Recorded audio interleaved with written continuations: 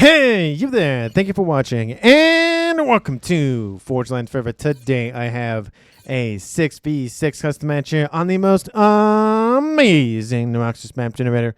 So let's go ahead and introduce our teams and our players, starting off with Team 1 on the northern side of the map, and then ending with Team 2 on the south side of the map. Taking a look at Team 1, let's go front line on the eastern side. We have in Amethyst Purple, it is Ice Crow playing as an Aeon. He is a 2,000 rated player, the highest rated player on Team 1. And again, he is an Amethyst Purple. To his west in orange, the color orange, it is the UEF of Essays playing in orange, the color orange, as a 1,500. In Rust, to his west, another UEF for Team 1 in Rust, it is Zio. He is a 1,900. To his north in Regal Purple, we have the Seraphim of Lofoke, I think that's how you say his name. He is an 1,800 again as a Seraphim playing in Regal Purple. To his east, in the middle of Team 1 roughly, we have in Imperial Gray, it is Strato playing as a Cybran. He is a 1,400. And rounding out Team 1 on the eastern side, we have in Chevy Crimson another Cybran. It is Buggyman in Chevy Crimson as a 1,700. So for Team 1 side of the map, they have 2 UEF, 2 Cybrans, 1 Aeon, and 1 Seraphim. So all the factions represented on Team 1 side of the map. Taking a look at Team 2 side, we'll start with the same position player, and that will be Team 2's highest rated player, and not only on their team, but in the game overall at 2,100, it is Starly in Tropical Ocean Blue as a Cybran. To his east, we have in the best color and faction combination, of course, no biases here, it is Forest Green UEF Nabawasser playing as a 1,600. In the east direction on the eastern side of the map, we have Caliber playing in Stitch Blue as a Cybran as a 1,700. Moving on to the back line in Light Oak Tan, we have Winter playing as a UEF. He is a 1,700, again playing as a UEF. To his west in Snow White, it is the Seraphim of Iblock Mass. He is a 1,500. And rounding out Team 2's lineup, we have in Ruby Red, already on his way to some sort of direction to the middle, it is Touch My Berries playing as an Aeon. He is a 1,600. So for Team 2 side of the map, they also have 2 UEF. They also have 2 Cybrans. They have also 1 Aeon and also 1 Seraphim, which means I think it's been a while since this has happened, but both teams have the exact same faction makeup. Now, they're not in the exact same positions, but the makeups are the same. So very rare to see that. So it'll be no advantage one way or the other with one team having more Perseus or more bricks or whatever else the case may be. But speaking of Perseus, actually I probably should do the reclaim before they scoop it all up, and they'll talk about the voting and how that all worked out. With that, we'll take a look at the reclaim. Like I said, currently sitting at almost 12,000 mass. I'll round that up to 12,000 mass to make my math easy in my head. It is 1,000 mass per player. Of course, worth writing home about. The majority of said reclaim is going to be in the middle of the map here. I do see a couple of 400s, 300s kind of towards the middle, but more towards the edges of the map. But this is the main clump of reclaim. There is still stuff dotted all around the map, but like I said, you really want to get for that nice high yield investment with all of those rocks and whatnot there. And take a look at the mechs locations as well. We'll take a look at Team 1 side of the map, given the northern side. I'll say, again, just cut it right down the middle. This is Team 1 side. This is Team 2 side.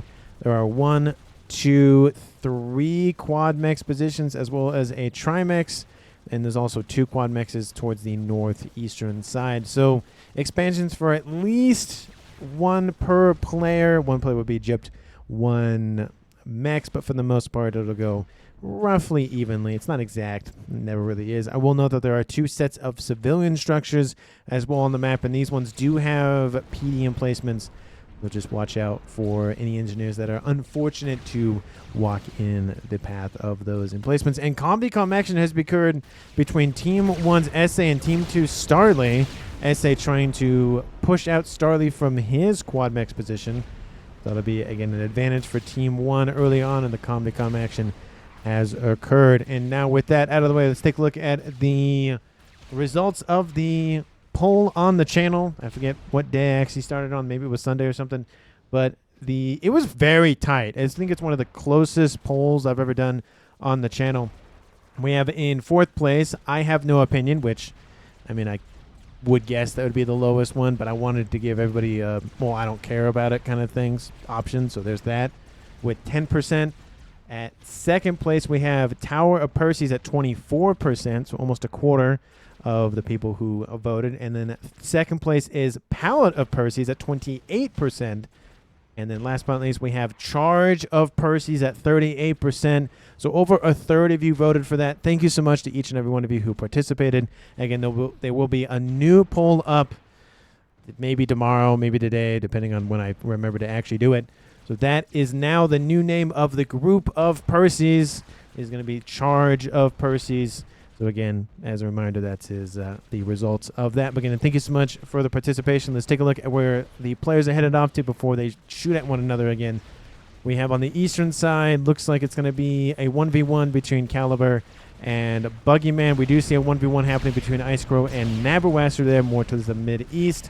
And in the Midwest, it's going to be SA versus Starly, which we've already seen that engagement. And we do see Gun has started for SA as well.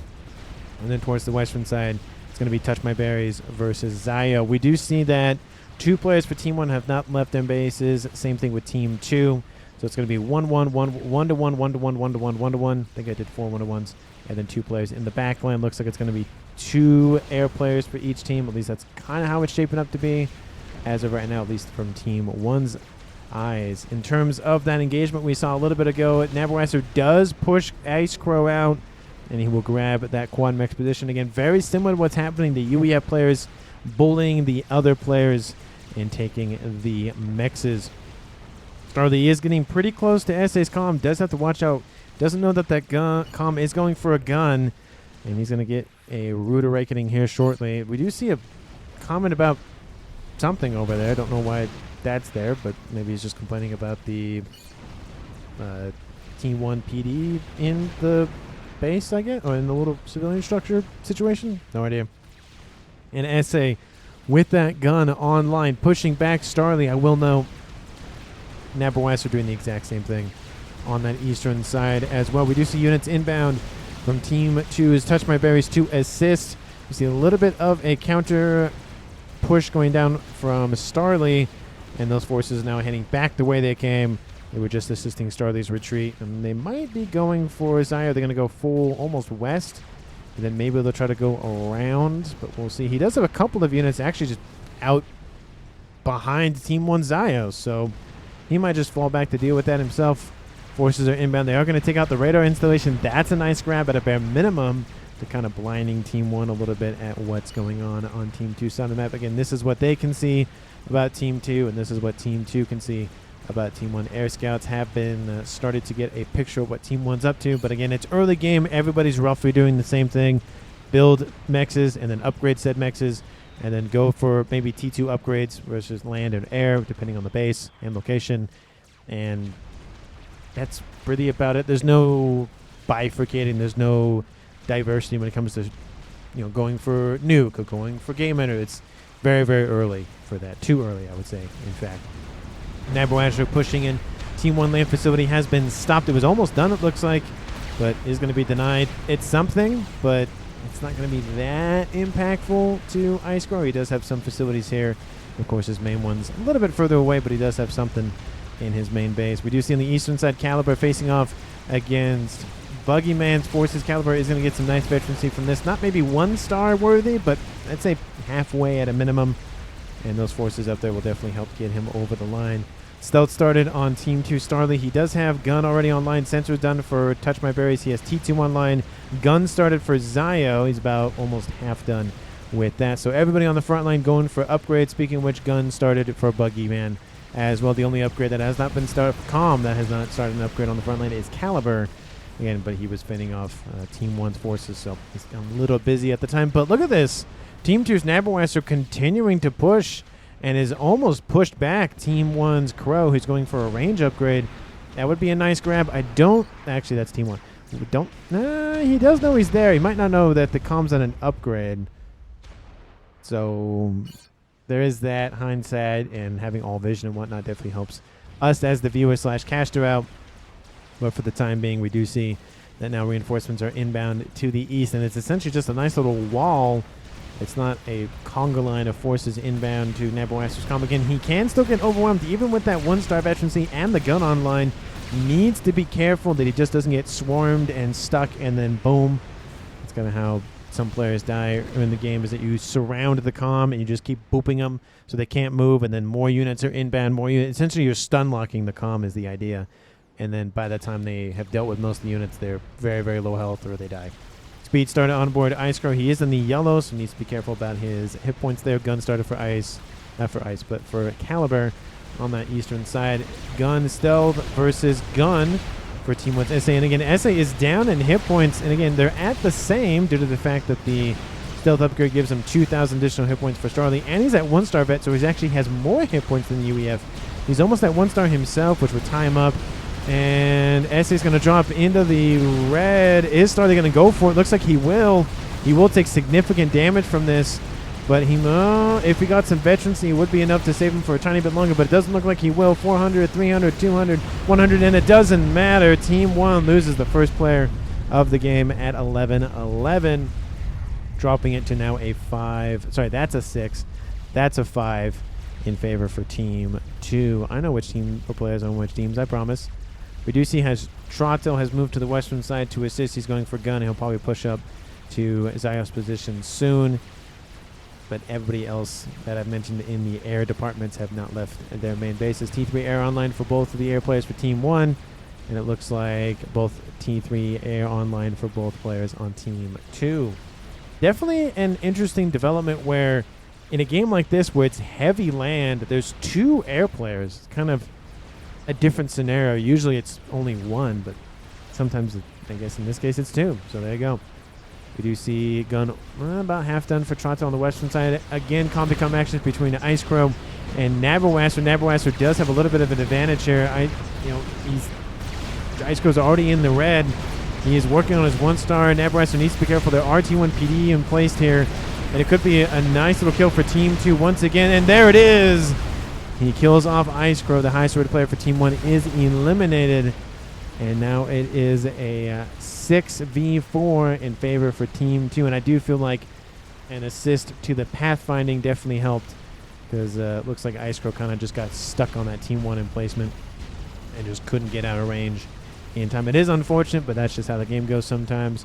Wouldn't be the first time I have casted the game where a player died because he couldn't get out of range of something because the pathing was being annoying. So it gets the best of us. Of course, gun started for Lou in the northwestern side of the map, so he's prepping his comm to move into the land situation because they are down 2 players. Eastern side Caliber going after Buggyman. He has no veterancy. Buggyman has 1 gun and gun, so a little bit of advantage for Team 1, but not terrible.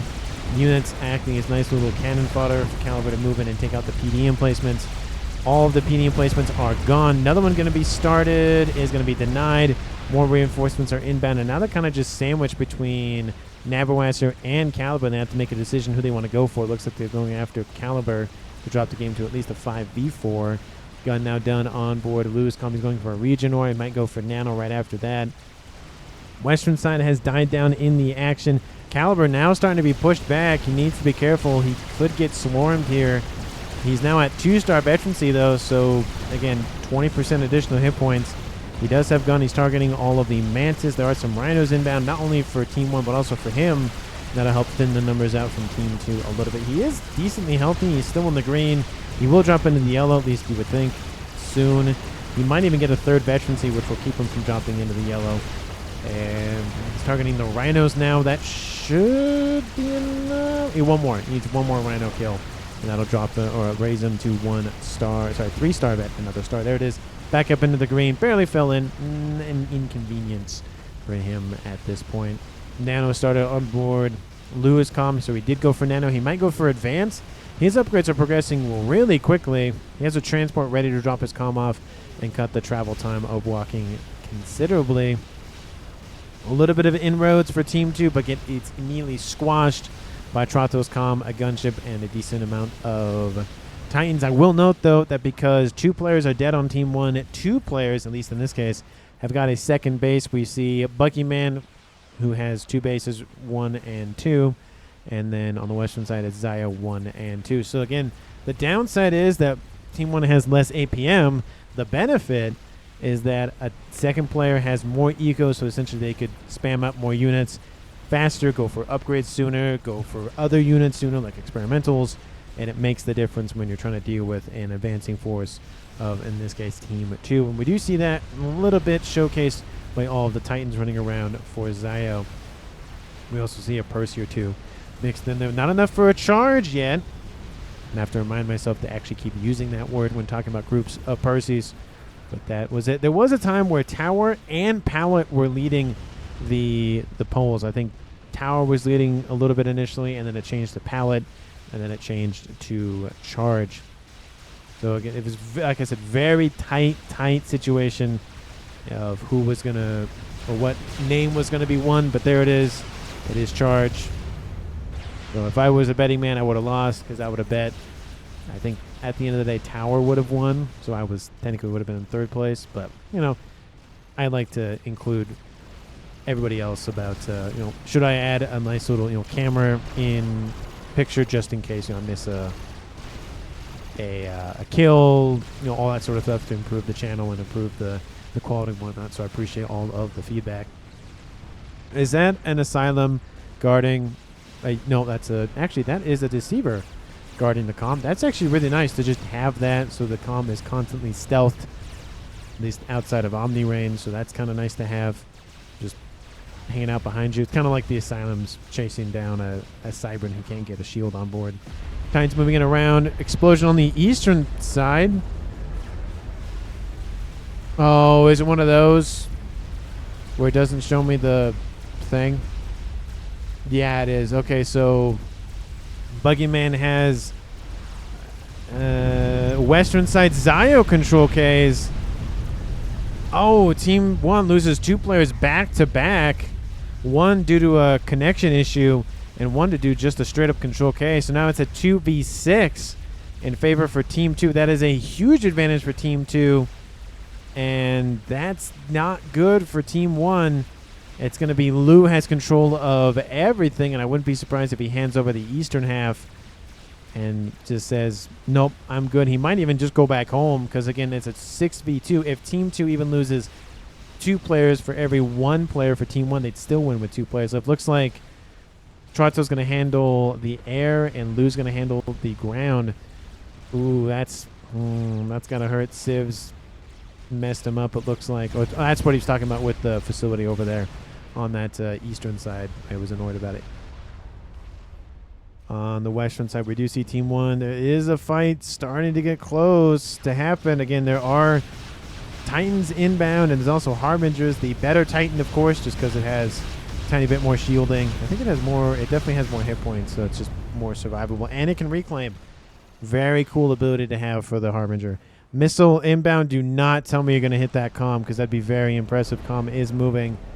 And would have actually hit him, though, if he didn't start moving. So good thing he started moving. I was going to say that would be definitely rough if Team 1 lost another player before 20 minutes. And it'd be a 1v6. I do know the game goes on for about 50 or so minutes, so there's plenty of time for Team 1 to catch up if they do catch up. You know, I don't know who wins. I just know that the game worked.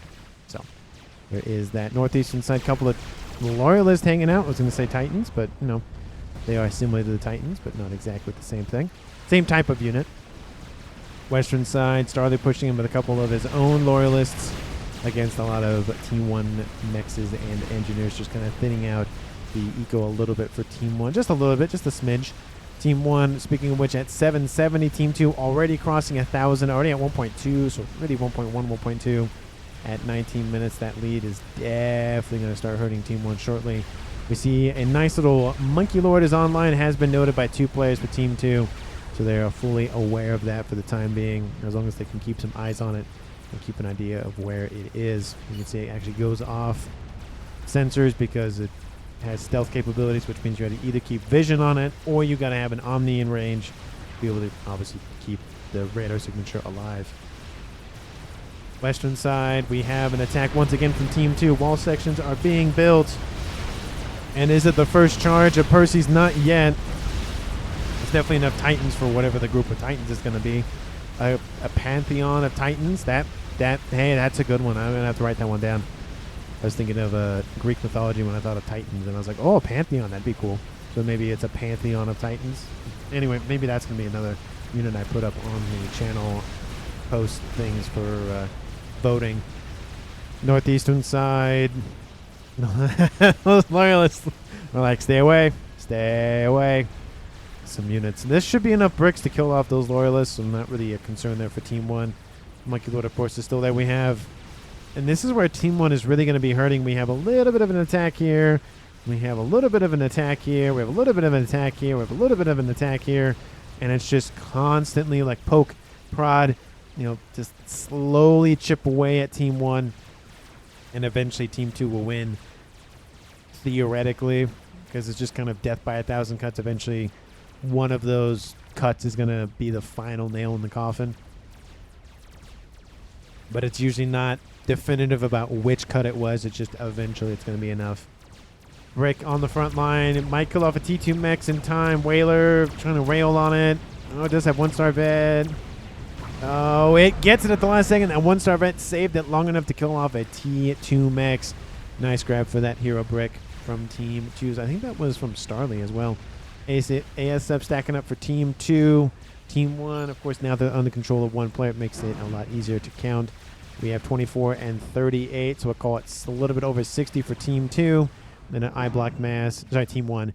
Team 2 is at 30 plus an additional 54. So in favor for Team 2, but again, not by much.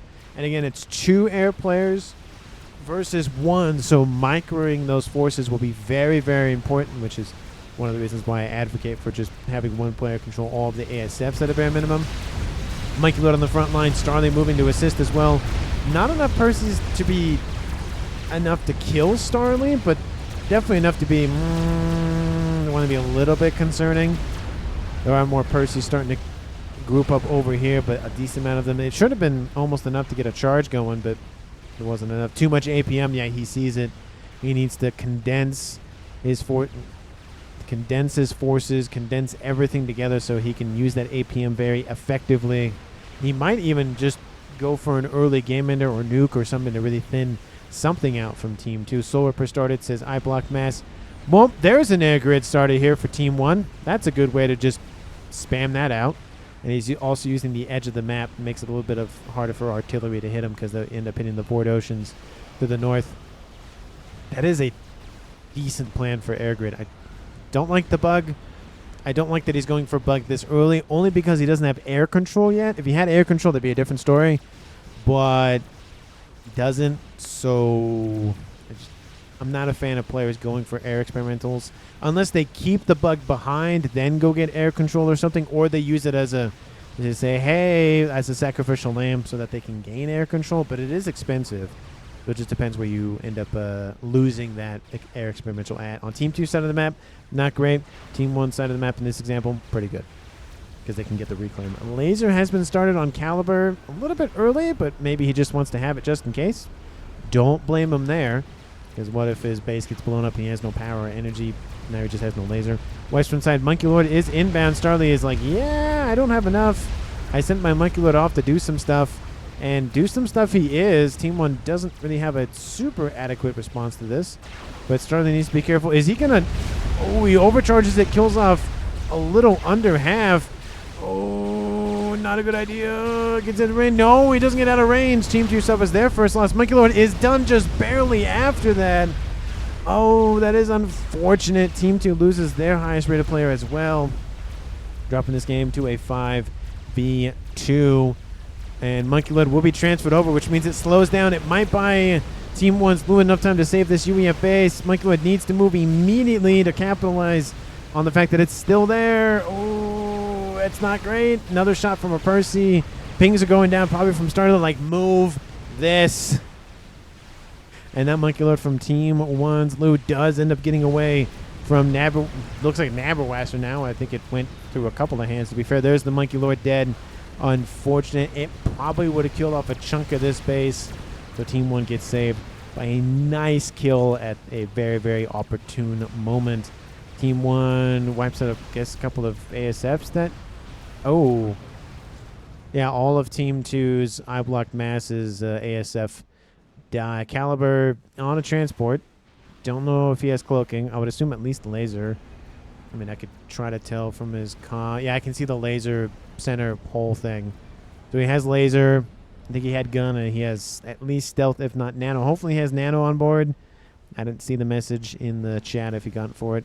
Touch My Berries has gone for ARAS, so more mass for him. We have Nabawasser in the water just in case stuff happens. So first kill of the game for Team 1. That's a nice breath of fresh air. And, of course, Buggyman, his name is not grayed out. It's annoying. Hopefully the devs will fix that. I have no idea why it's the way that it is. But, again, just focus on the players that have eco. Speaking of eco, Team 1, 1.1. Team 2, 2.2 K mass per second. Double that of Team 1. And 25 minutes in, that is really early to have that considerable amount of mass ahead of your opponent. It is, again, not impossible for Team 1 to win the game, but it is not great. The chances are going down pretty quickly. Still don't know what Caliber's doing on that transport. He's just constantly running around for whatever reason. But he's still running around it. No idea. We'll see what he's up to. T3 started on board Winter's Calm in his base, going for a nice air grid. Not as big of an air grid for eye block mast. He did separate it a little bit. He's actually trying to combine it. He's going to get another one over there. And I'd love to see that decentralization. Team 1, how's your air grid going? Oh, and it's going. Look at it. It's expanding out. God, I love it. I don't like that it's... 3 isn't terrible in terms of cascading. There is a little bit of that. It's not as bad as a 4. If there was, another line there, it really cascades. But 2 is a bare minimum. It's actually technically 1 at a bare minimum. But 2 is usually the standard. And then 3 is kind of and then 4 is like, no, nope. Where our experimental says winter, well, they have 1 there, and they have 1 there, and 1 there, so they have 3. And then I'm assuming somebody's building an experimental on this western side. GC started. Oh, it's almost done, so almost 4. Team 1 has 1, and 2, and 3, and 4. Caliber, northern edge of the map, inbound. Wrong chat says I block mass. Solar per 50. That's funny. Caliber on a transport. AA nearby. Spy plane has spotted him. Oh, don't go down to Pat. Oh, Mikey Lord, would he get the kill? He's trying to land. No, he doesn't land in time. And lose Monkey Lord. The missiles on board were just enough to get him. So it is now a 2v4 in favor of Team 2 still. But look at that. Within a couple of minutes, Team 1 has killed off 2 players, and they've dropped it from a 3-1 advantage to a 2-1 advantage. Still an advantage, but it's better for Team 1. Airfight happening in the middle of the map between Trottil and Winter. We do see that some forces from I Block Mass are inbound. And yeah, that was an evisceration by Team 1. Oof, that's over 100 ASFs in favor for them. That is air supremacy for Team 1. Bug is online, and he had some assistance from Team 2 about how far along he was with it. Air grid is almost done, at least for that block of air facilities. Are there any more? There is still more being built by Team 1's Trottil as well over here for Seraphim Tech. Just going for both, because why not? Spam Sam says I block mass. And yeah, Sam's help, but I definitely need to get more ASFs, because that could be a problem just alone for Team 2 to deal with. That's probably what he's talking about, is dealing with the ASFs. Not necessarily for the bug, but for the Spam Sams for the ASFs. I can English, I promise. SMD on. Oh, UEF doing UEF things soon. Look at that. We do see artillery already almost half done. And I don't know what Team 1 can see about that. They do see the SMD. Oh, there is the signature has been spotted, but zooming out like this, you don't see it. Bug going after a couple of bricks. Is that sorry, Percy's, apologies. Not enough to call it a charge, and there's also some T3 gunships to assist. with that as well. ASF slowly stacking up for Team 2 once again, but that bug and those gunships are going to be a problem. Is there going to be enough AA built in time? Probably not. Gunships wiped out. Team 2 is going to get airlocked here shortly. And now we see a resurgence for Team 1 going after some eco, some T3 mexes. Ooh, that'd be a nice grab. Kill off the Omni, kill off the SMD, kill off this. That'd be a great grab for Team 1. Slow down the construction of the artillery. I think they see it now. Oh, they see it now for sure. There it is. And it's going after the artillery piece. That thing is dead as a doornail. AA trying to be spammed up. SMD will go down. ASF's inbound. And the SMD is targeted. And the gunships, both T3 and T4. Oh, no, T3 are back. Never mind. Kind of hard to see them. T4 bug is down. T3 gunships eliminating the artillery problem before it even becomes an actual problem. We dealt with that. T3 land, T2 air would be nice to take as well. Omni's still online. Would like to see Team 1 target that. But they could go after the air bases, both in the southeast and the southwest directions. Of course, AA being built all the time. We need to focus on those gunships. Gunships have now been dealt with. Nope, there's still some there. T3 mech is being eliminated. Second ring mech is also targeted as well. They went around the AA. And look at that. Winter going for AA. I don't think this is enough AA to kill off the gunships. And he's kind of being airlocked now. There's Winter. Don't stand next to B-Gens. Not a good idea. And B-Gen goes up. They're going to target this one. That one will help kill off the comp, at least the smidgen. There he goes. He loses a chunk of hit points. ASFs are inbound. They're targeting the gunships. But the gunships are targeting the P-Gens. Tiny Cascade. And then Tiny Cascade, Tiny Cascade, Tiny Cascade.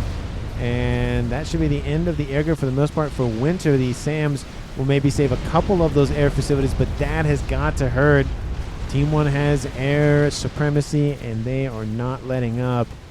And another bug is inbound because why not? Now it's going to solve the problem of the Omni from Team... Oh, is it going to get it? Oh, hey, there it goes. Got it. Now the bug's inbound for the other air grid for Team 2. Might target an SMD. That'd be a nice grab. I mean, nukes would be great for Team 1 right about now. I do know I'm missing other things on land and whatnot, but the airbase going down is definitely a brutal thing for Team 2. Bug is taking a lot of damage. AA has been spanned up in the interim by Namberwasser. That bug will be eliminated and maybe possibly donated over to Winter to help reconstruction efforts. On the eastern side, we have a Monkey and a decent amount of Percy's on this eastern side, and Bricks moving in on Winter's base, at least the land base that he has in the middle of the map. I wasn't going to neglect this at some point because I could see it on the minimap. 2 megaliths and a Monkey Lord hanging out. We do see GC as well, so we have 5 experimentals on land pushing in on that western side. At Team 1, as a reminder, 2 players left. Team 2 has 4 players left. Let me know down in the comments who you think is going to currently win this game. Of course, if you haven't done so already, because why not at this point? Hit the like button and subscribe to the channel. And as always, thank you so much for watching. I really do appreciate it. And again, thank you so much to everyone who voted in the poll for Percy's. Again, maybe the Harbinger one will be up today.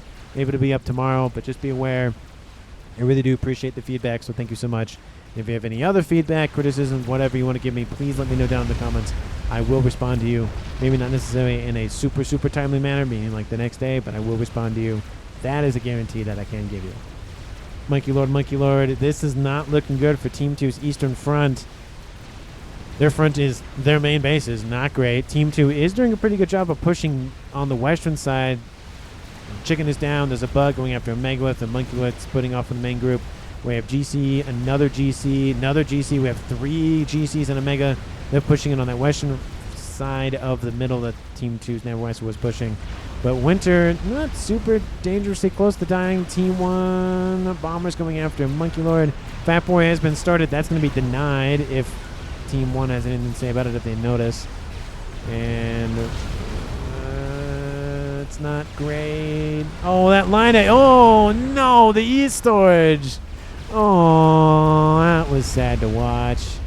It was nice to watch because nice little kind of ASMR kind of thing where it just kind of boom, boom, boom, boom, boom, boom, boom, boom, boom, boom, boom, boom, but and it's just hard to see all that power go up in smoke. And Bomber's almost gone. Oh, I mean, not Bomber, but Monkey's almost gone. And now we have the second monkey. It's going to finish the job that the gunship started. The air grid is now officially down. It does have a T3 air facility back online, but there's not much remaining at this point. All the pigeons are gone. Decent amount of the mass is gone. Bombers have now switched targets over here to this monkey lord. I will split things because things are kicking off on that western side, and I definitely want to see what's going on. GC being just pummeled by bombers. Multiple GCs are down. Winter did get out of range of the monkey lord. Monkey lord not even moving.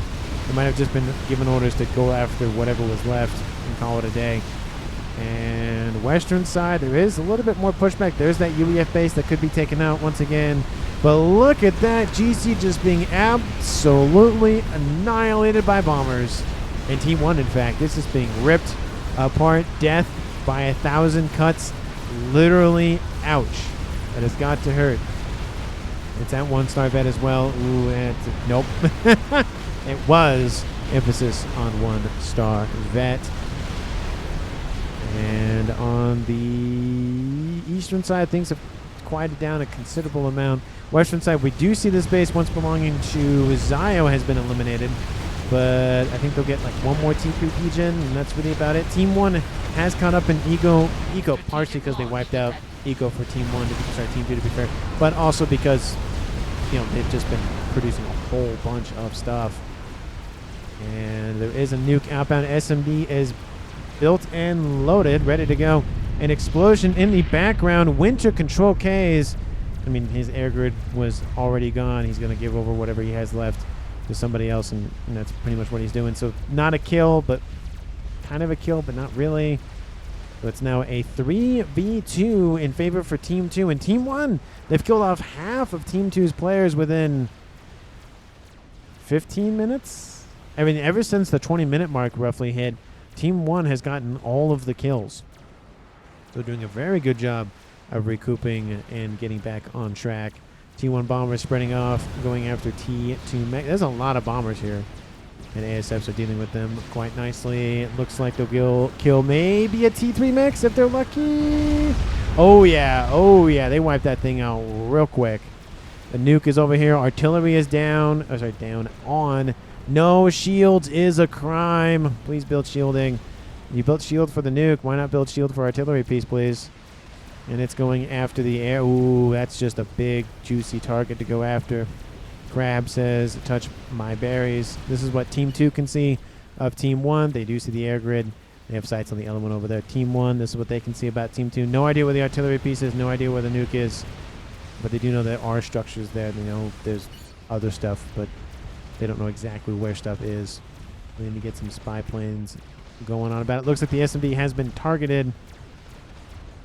And I believe that's the only one for Team 1 that I've known. There's one right here. That one isn't loaded. And artillery is actually going to focus on the air grid, it looks like. Trato's over here. Not a great place to stand. Ooh, nice little placement there of the shell. Hits 3 pigeons. And artillery stopped firing. Maybe switching targets. Never mind. Airfight happens again. This time on Team 2 side of the map. And still going to be a win for Team 1. But again, the numbers are being depleted for both teams at a bare minimum. So whoever has the higher number, of course, will be most beneficial. But it just depends. Because Team 2 had a decent amount, and they lost all of them in that one engagement over here. This time it's more even. It's still ahead for Team 1, but it's better than losing all of, or still having a bunch of them to deal with for Team 2 in their eyes. But there are 4 bugs. Is this going to be a game when the bugs get redeemed? I guess they kind of did so far a little bit, at least over here. Not as much, though, but there's a little bit of redemption going on. 5th bug. Ooh. Ooh, there's a section of that air grid gone. And look, there's the Void Ocean getting shot at. And T3 air raid quarters is going to get hit. No, just barely doesn't get a hit. Pigeon goes down. That's unfortunate. Shot goes way high. Eastern side trying to be rebuilt and just cobbled together into Nabarwasser's stuff. He has technically 3 bases. We have Nabarwasser, I think. Was that a base? No, that's not a base. He has double base. Oh, they kind of just merged together because it was 1, 2, 3, 4, 5, 6. Actually, no. We have Nabarwasser at 4 bases and then everybody else on single base. Yeah, because this was a main base over here. That's right. And Monkey Lord. No, I wish they would name it something else than M. And there is 5 bugs going after a megalith, just absolutely being brutal to that thing. Float like a butterfly, sting like a bee kind of thing, or bug. And yeah, that's oof. Oof does what I have to say to that. There goes the megalith eviscerated by bugs. And not going to be a fun time for Team 2. Those fat boys definitely need to go back home. They're going to eat all that ice cream and not have any for themselves. Artillery piece restarted for Team 2, technically, because Nabarasser was building that one over there, and then it got killed off, and now he's going after that one. So third one almost online for Team 2. That's a lot of firepower. And that air grid is chopped to bits by Team 2's artillery pieces. There's still a couple of remnants left, and there's also this one over here, of course. Shields being built now. I feel like that's way late. Granted, the SMD is the more focused target, so Team 1 counting their blessings and whatnot about not having that being shot at, because they would have lost almost all of their air grid, and that would have not been good. And then Team 2 would have had ability to come back in air. We have forces down this way. They're not going this way, but both of the fat boys have been eliminated. Second nuke is outbound. It's going to veer west, but there is an SMD, and it is loaded just barely. So unless they're going after... What is this over here? Build those shields soon, please. That's all I have to say about that. Where's the nuke going? It's going straight up the middle. Is it going to... Oh, is it going to land short? Oh, just a little bit too late. Oh, that's unfortunate, but kaboom! It does wipe out the fat boy, and it does damage the megalith. And had it just been, a kilometer or so, right about there would have been perfect. It's really hard to time those things. So the fact that Team 2's Touch My Berries even got something killed off, it's still impressive nonetheless. And there's the air grid. There was the air grid almost entirely down. Now, how's Trottel's power? Because that's probably going to be... Oh, yeah, that's not good. But in the base, Team 1's Lou is dealing with the artillery piece that's now online. Team 1 PD being spammed up as quickly as possible by the SACUs. And that might be enough. Maybe. Some P-gens are going down. That's never helpful. SMD's there. That would not be great to lose. T3 land headquarters is actually being targeted. I feel like at this point, it's not really needed for some things because you just spam up SACUs for engineers. So it's just bricks and whatnot. Strap bomber online. Nice to see that. 1, 2, 3, 4, 5. How many bugs? 2, 4. There's 7 bugs. There was 7 bugs in that mix. Dang. That's a lot of mass. You could have built the game ender almost with that. Like, that's nuts. That's a lot of mass. Now I kind of want to know how much they cost, because, I mean, I don't know the exact amount, but it's definitely, I think it's pretty close. The bug fire kills off all the ASFs, all the AA that has been built. Oh, let's see if the bugs can redeem this up. 1, 2, and 3 are dead. 4, 5, maybe there's only 6. Okay, maybe not 3. Yeah, maybe there's only 6. Oh no, there's one right there. There's 7.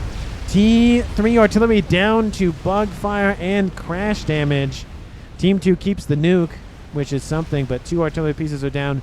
New one is almost done as well over there for Touch My Berry, so they would have had 4, but now they only have 1 and change. SMD is down as well, so nukes are open, and Team 1, they still have a lot of mass going for them, 2K mass, so both teams doing pretty well for the eco situation for their wallets, but I will note that Team 2 has over 1 million more mass accrued than Team 1. That is a just absolute monstrosity amount of, and of course Reclaim also helps with that, but not a terrible amount of head, to be fair. It's so much more mass to have. So much more mass to have.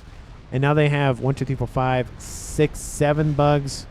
So I'd say, yeah, definitely partially redeemed themselves, killed off 2 artillery pieces, but 7 bugs though, that's, I feel like you would have gotten a little bit more. Had they gotten that and the nuke, I'd say they redeemed themselves, but ooh. That's, how much reclaim is that?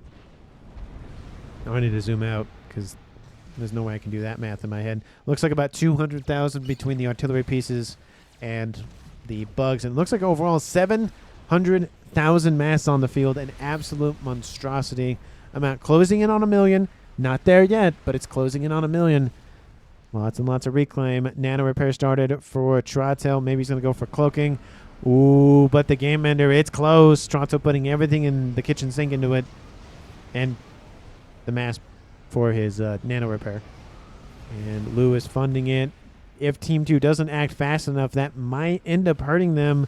Not really any shield. Some shielding, so the nuke might be fine. That's not... Ooh, Scatha started for Team 2 as well. Awasa Bomber. Love to see it, especially when you're stacking up like that. And the emissary is done. Second one is online. Team 2 probably has no idea about the... Nope. They do see the radar signatures, but they have no idea what it is. Does that mean it's... There's no way that's done now. Is it done? Oh, that's a PGen. Never mind. There it is. Even I forgot where it was. And shields have been started. Love to see it. Team 2. They have still, like I said, haven't found it yet. And they're dealing with the rest of the air grid, it looks like.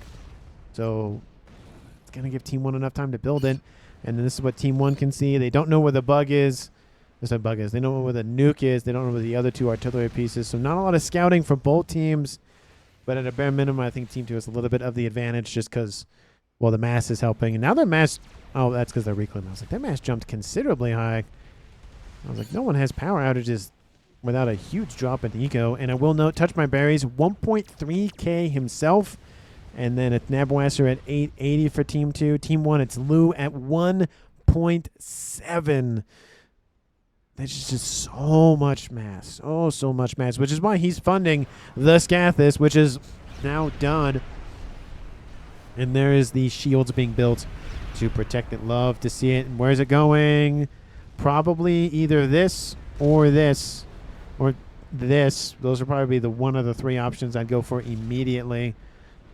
Awasa Bomber is done. And it's now going after a Fat Boy wreck. Just denying that for Team 1. And it's going after... It looks like they're assuming it's over here. Because they don't know it's there. Yeah, they're just going for this. This is what they can see. And this is... Ooh, that's got to hurt. Lots of T3 land facilities and some PGens. That's going to hurt power production for sure. We'll note, second emissary is coming online, so Team 2 is back up to 2 artillery pieces, but Game Ender is Game Ender for a reason, and now there's just kind of this divide where you have the nuke and then you have everything else. It's kind of nukes all by its lonesome, which is kind of a good thing, but kind of not. Looks like the Scath is now focusing on the air grid. And artillery being built by Team 2's eye block mass. So everybody's building artillery. You get one, you get one, you get one. Everybody gets one. Except Trotil, I guess, because he doesn't want one. Maybe he just doesn't want to build one. But everybody else in the game, not just on Team 2, everybody in the game besides... Oh, second Scathis. Got to spend that mass somehow. That might be the thing that wins Team 1 the game. Because on the land situation, it's not really progressing yet. We do see 4 GCs and technically 3 monkeys. And 1 mega and another GC. So if Team 2 loses their bases, they might still have a go of it with the land, but it's going to take a couple of minutes at a minimum to go after the Team 1. So it's gonna be a moment before that happens. Oh, nice little couple of wall sections of bricks. Nice little house. Kind of just got wiped out. That's unfortunate. I feel like if there's 4 walls, that's a house. A house of bricks, a house of cards. Just came crumbling down. Strap Bomber starting to stack up a little bit. Scathis, that I noted earlier, has progressed quite nicely. It's in the yellow now. Oh, that section's gone. These have been hit. Shields are being built. They're going to cover both sections. Love to see that. That's actually a really good point. You could build, a 2 by whatever, and then another 2 by whatever, and then put shields in between them, so you get coverage for both of them. If you just want to do you want to do the cheap way, and then as you go on, kind of do just shields on both sides like that. Kind of get this like lasagna-looking thing on going for the air grid, because it's just in layers but sideways. It's like columns, but with layers. Nuke to the western side. Is there an SMD? Yes, there is. Is it loaded? Ooh, no, it's not. That could have been the nuke that won the game for Team 2. But they just spotted it. It looks like, yep, there it is. They see it. Nuke was probably launched moments before they saw it. Unfortunate. If they have a nuke loaded, they need to fire it immediately. That is the target to go after at this point. And Nuke, oh, kaboom! It was two fat boys there. What's being the key word in that statement? Oof, that's gotta hurt. And with 1, 2, 3, 4, 5 Cybran experimentals and 1, 2, 3, 4, 5, 6, 7 GCs. That's a lot of firepower. And an Awa sub-bomber. It's at 1-star bet. It's going. It's slowly progressing. Air grid is not looking too hot for Team 2. T3 air quarters underneath some shield coverage. Artillery almost done. So it's 1, 2, 3, and then soon to be 4, and then actually 5 technically because the Scathus is done. So 47 minutes on the clock, 48, and now Scathus is being shot at. Bug acting as a nice little transport. We saw that a couple of days ago where the old ways were brought back, at least in that game. And it worked out decently well, I think. Oh, how's the power? No, it's fine. Just that's how much damage. 90. Oh, yes. I love the comment. Who's that? That from 90,000 shields. Oh, the shot lands, and it almost kills off the Scathus. It had some veterancy, it looks like, so it actually survived. It would have died if it wasn't for that. Ooh, that was not good. That was almost not good for Team 1. They need that. 48 minutes on the clock. Scathus back up into the yellow. But, ooh, that was super, super close. Not grid. I full dead, says Trothill. And looks like they found these artillery pieces. They probably don't know about the Scathus that's done. Nope. They have no idea about it. Nuke. Oh, Lou's being... Oh, what? Oh, he's being hit. The shield is down. All of them are almost down. A couple of them over remaining. But Lou not looking too hot just because he doesn't have shields surrounding the everything. We have Trottle over here hanging out as well. All the shields are down. I heard an explosion somewhere. Sounds like SACU. Yep, there it is. They're going after those emissaries. But the Scathus is going to go down here shortly. Team 2 still knows about it. And it's only a matter of time before that thing dies. Unless they switch targets, which I don't think they would at this point. And Scathus is still alive. Killed off 295,000. Sorry, 299,000 mass. Did very well for itself, to be honest. But... oh, there's that shot right off the forward ocean. Lou still not hit. That's very impressive and very, very lucky. Bomber is going to get hit by some AA, a tiny smidgen of it. Scathus is still alive. We have the conga line of GCs. And, oh, there's the shot. Scathus is down 49 minutes. And that might be the end of Lou. GCs are going to just walk for whatever they want to walk for. Trottel sees the end is 9. Goes to end the game with a bang. He does have nano, so survive a tiny smidgen longer. Lou's moving out of range. Cybran forces went this way. Bomber's hanging out over here. Surprised Bomber didn't make a play for the Scathus, but that's okay. Trottil might get some attention from Team 2. Oh, there. Nope, not yet. Nope, there it is. And not yet. No, he's being ignored. GC's targeting other things, it looks like. Bug online. How's Lou doing? Lou's doing fine. Okay, there goes. Trottill's calm. Dropped in. There it goes. Team 1 loses another player. So valiant effort by Team 1. Gotta give them their scruples there. They killed off 3 players from Team 2. And, oh, granted, one of them kind of just flew in and said hi. And Lou is the last remaining player for Team 1. And at this point, I think I can just speed things up. It looks like a lot of the GCs were actually killed off, to be honest with you. So it wouldn't have necessarily come down to a land game when I made that comment earlier. So granted, not all the experimentals went together, but even if they had, a lot of them would have been killed just generally. Lou somehow still alive. 51 minutes on the clock. Zoom out a tiny smidgen more so you can see the devastation for Team 1. And there he goes. Heat control case says, nope, see ya, bye. And at 51 minutes and 31 seconds on the clock, Team 2 wins it. Great game by Team 2. There was again, a very much of a lead, and then the lead kind of got diminished a decent amount, and then Team 1 got a Scathers, which didn't help a lot, and then Team 2 went, nope, and then they won.